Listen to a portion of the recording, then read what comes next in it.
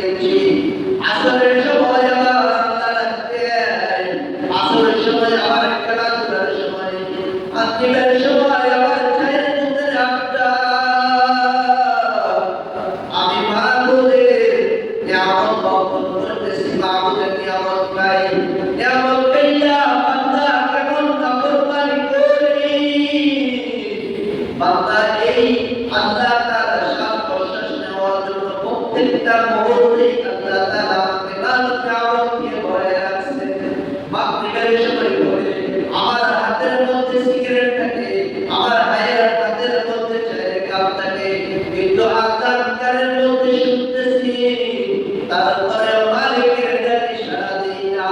ও যুবক ভাই, একটু চিন্তা করে দেখো না, ওই সময় যদি তোমার মৃত্যু হয় তাহলে তোমার কি করে গতি হবে?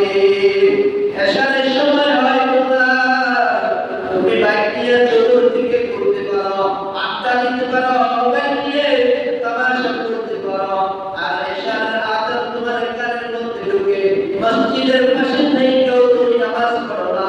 তুমি কেমন ইমানদার? তোমাকে মুসলমান বলাটাও কষ্ট হয়ে যায়।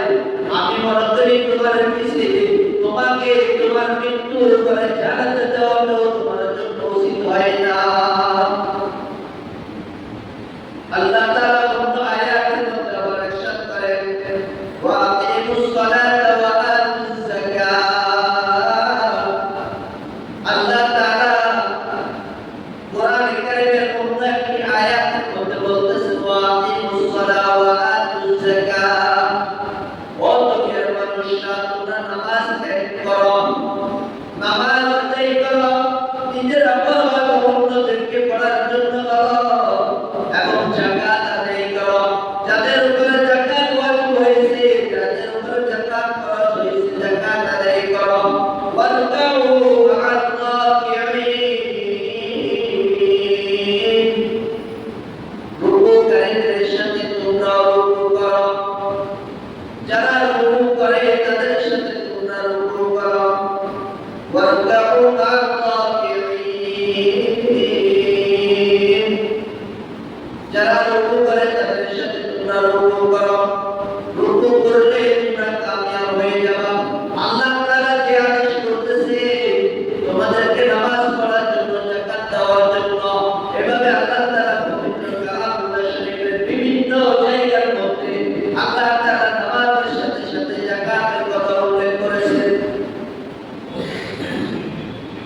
কত কঠিনভাবে আল্লাহ তাআলা মায়ার নজরে ডাক দিয়া দুনিয়ার মানুষদেরকে বলতেছেন, ওয়া আকিমুস সালাতা ওয়া আতুজ যাকাত ওয়ারকাউ মা'আর রাকিঈন, তোমরা রুকুকারীদের সাথে রুকু করো। আল্লাহ তাআলা বান্দাকে কত মায়ার সুরে ডাক দিয়া পবিত্র কালামুল্লাহ শরীফের মধ্যে বলে দিয়েছেন।